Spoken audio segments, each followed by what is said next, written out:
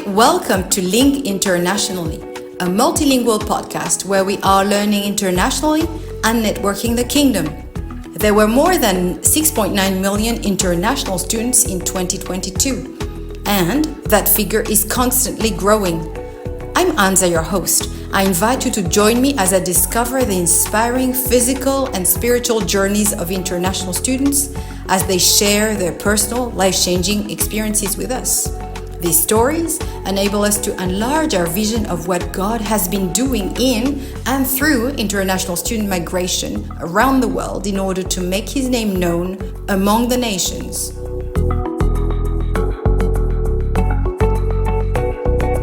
Hello, it's my pleasure to welcome Tom today. Tom is from Vietnam and studied in Australia.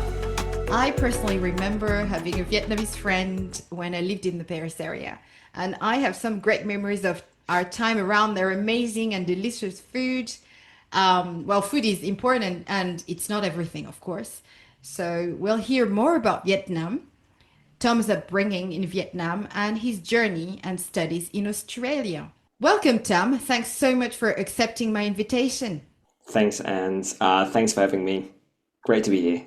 So, can you tell us where you were born and which part of Vietnam you grew up in, and also what your family context was like? Yeah, sure. I was born in Ho Chi Minh City, Vietnam, so south, not the furthest south of Vietnam, but one of the biggest cities. I am one of four, so two older sister, then me, then I have a younger brother. Ho Chi Minh City is big.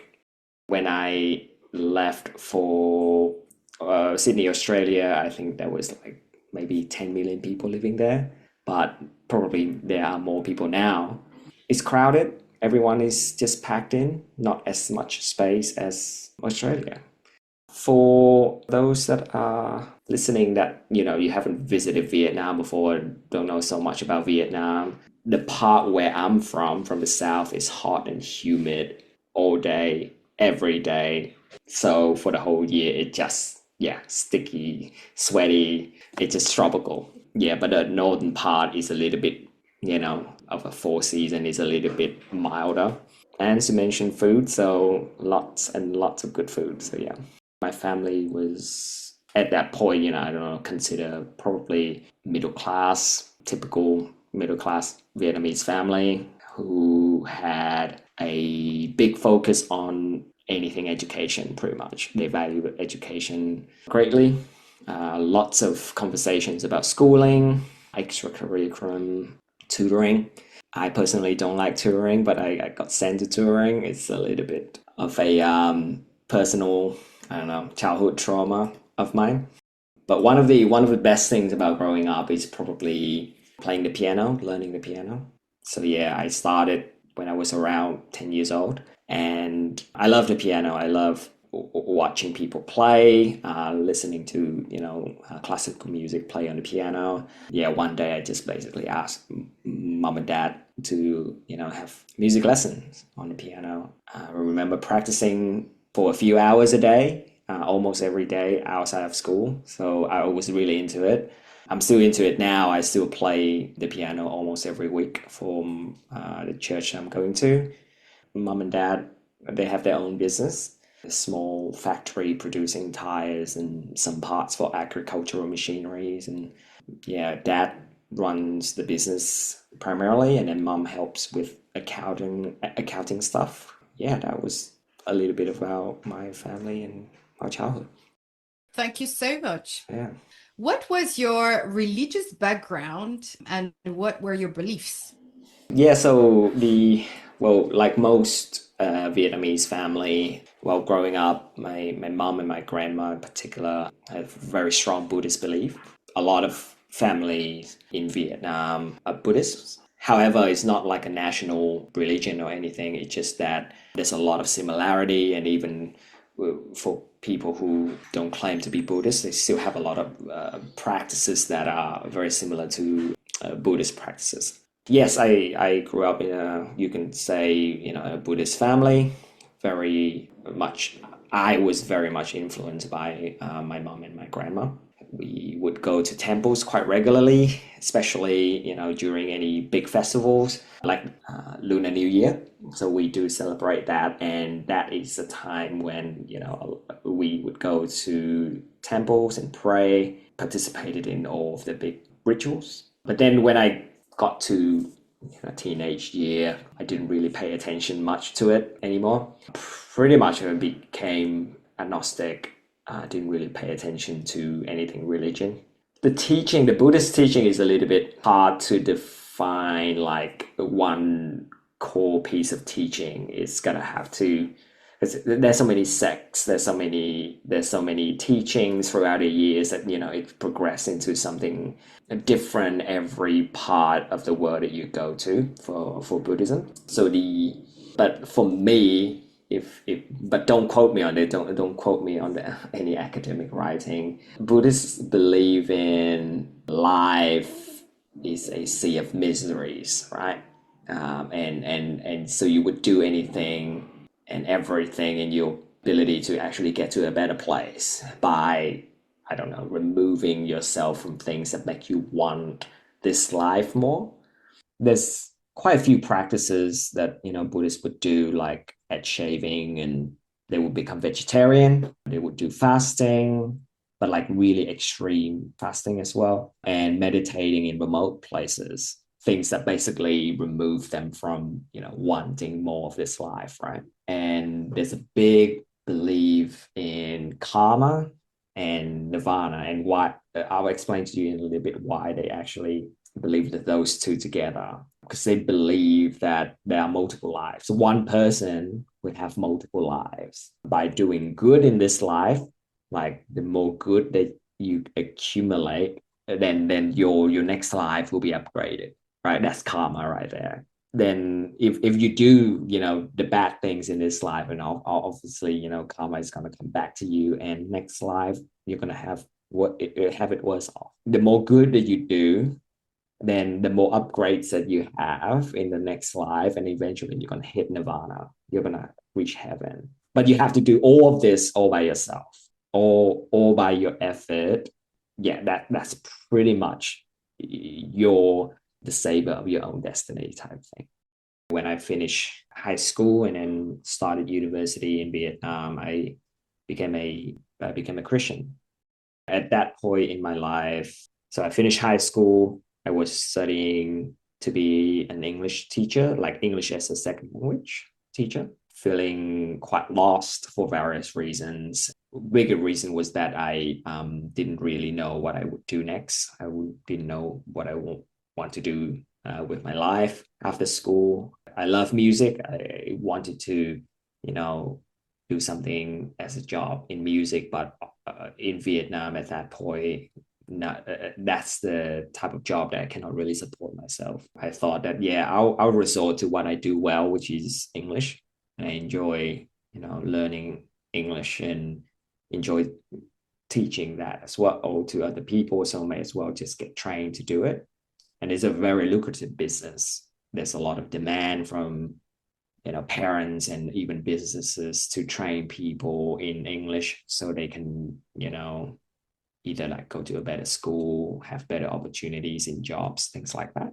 That didn't really give me any life meaning. So I started thinking again, maybe this is not where I actually find my life purpose. This is probably I'm missing something in the religious area here.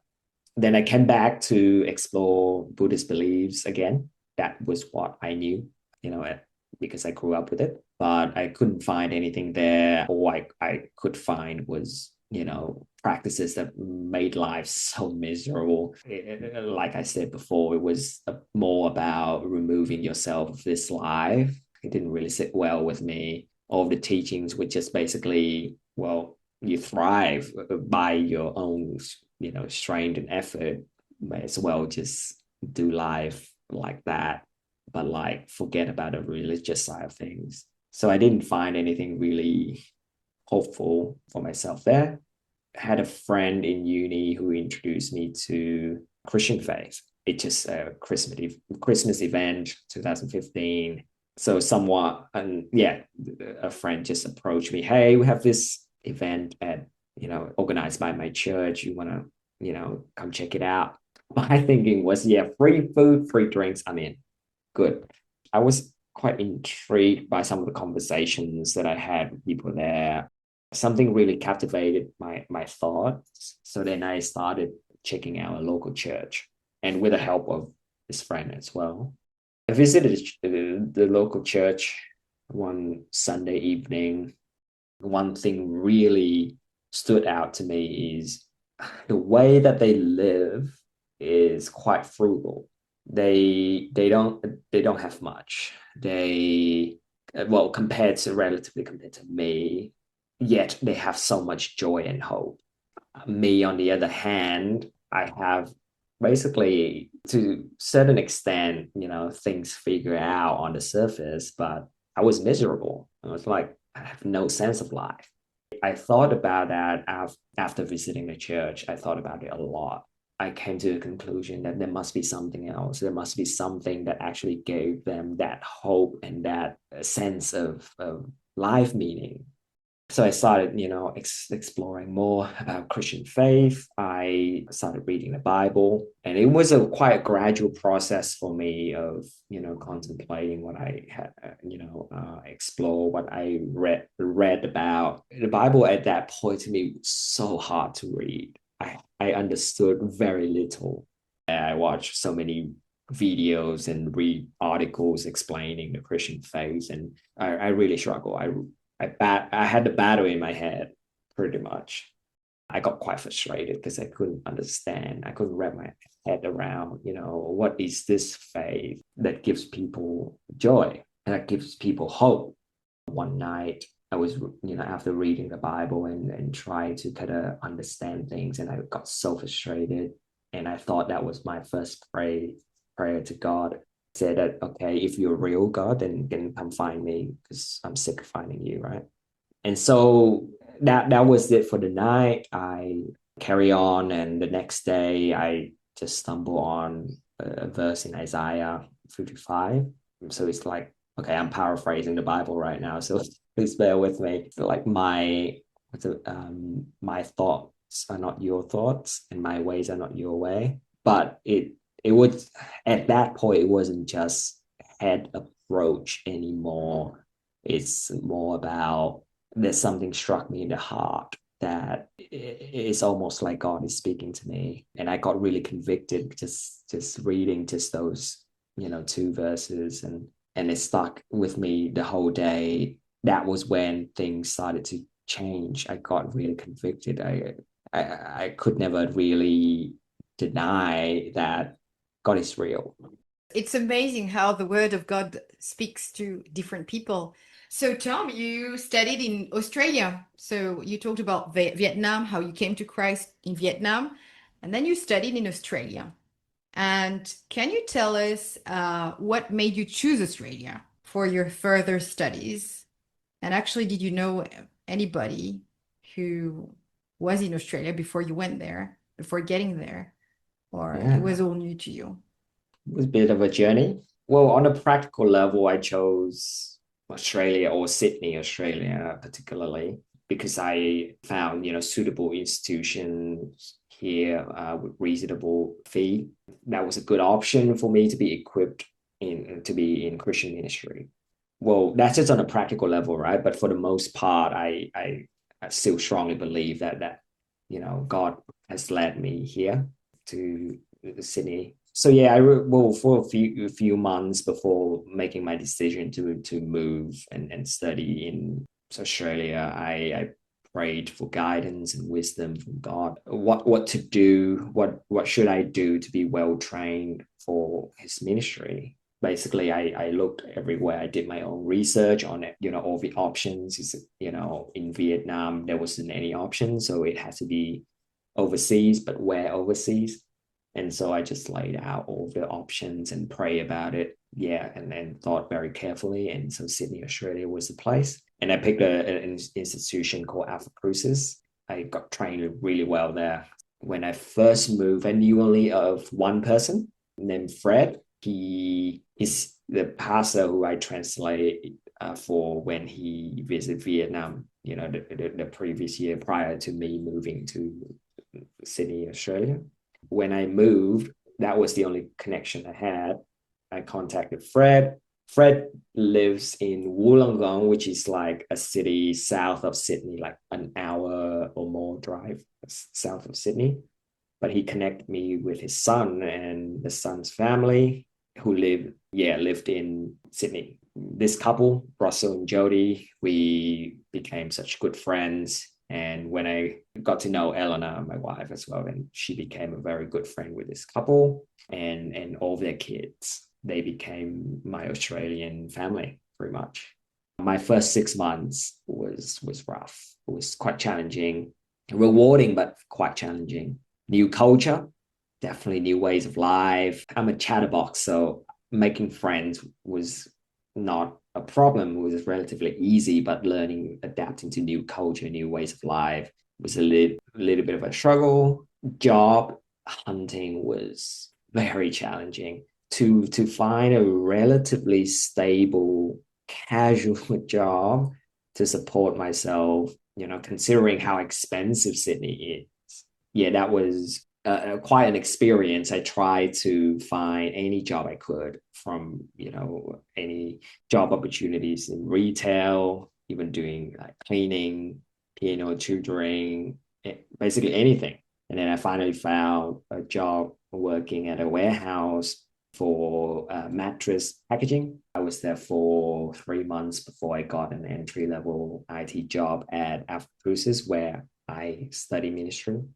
During and then after my study, through the job in IT, with various experiences and conversations I have with people in my job, God seemed to have revealed to me that He wanted me to do more than just, the four walls of a church, right? For quite a while, I thought about it, I prayed about it, and I strongly believe that He would like me to step into the marketplace in the corporate world to actually be the light there. I took on another bachelor degree, so in business, and specializing in management while continuing to work in IT.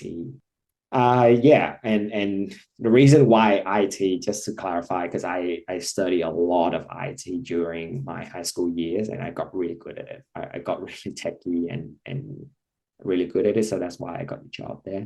That's a little bit of a journey where, yeah, I started out at one thing, thinking how God would use me in a very kind of narrow way of thinking. But then God started to reveal to me that, yeah, your ministry field is probably wider than just the four walls of the church. There's going to be a lot more. So, yeah. Yeah, that's wonderful how he revealed that to you and the way he did it also. So thank you so much for sharing. And now, if you were to give some advice to prospective international students in Australia, because I imagine some of the listeners maybe are thinking, I want to go to Australia to study. What would you say? What would you have liked to know before leaving Vietnam? On the practical level, if you are thinking about studying in Sydney, Australia, then I'm going to tell you it's going to be expensive. Well, obviously the school fee, the uni fee is going to be expensive, but also the cost of living is expensive. So just pay a little bit of attention to that. Make sure that you got on the practical, have a little bit of saving and be wise about your money, and make sure that, yeah, that's on the practical level. Other part of Australia is huge. So other part of Australia, like other major cities like Melbourne and, let's say that if you're in Queensland, a little bit of further north, in Brisbane, things will be cheaper. Things will be a lot more bearable in terms of housing, in terms of cost of living. Those are practical things, right? Australia is a beautiful place, so great nature. Everywhere you go is great. So if you're an outdoor person, I think you're looking at a very good option. Australia is a very good option. My most important thing is that where is God leading you? That's the number one question. Yeah, you're thinking about it, but is that what God wants you to do, where God wants you to be. And if the answer is yes, if you really have a strong conviction in your heart that yes, that's what God, where God is leading me, that where God will place me for whichever His purpose is, then the number one advice I could give you is that trust Him wholeheartedly and just keep moving. Even though when it's hard, when it's really, really hard, just keep holding on to Him. He will guide your way. He will actually bring you through. That's probably like the longest, most whiny advice I've ever given. Thank you very much. So thank you so much, Tom.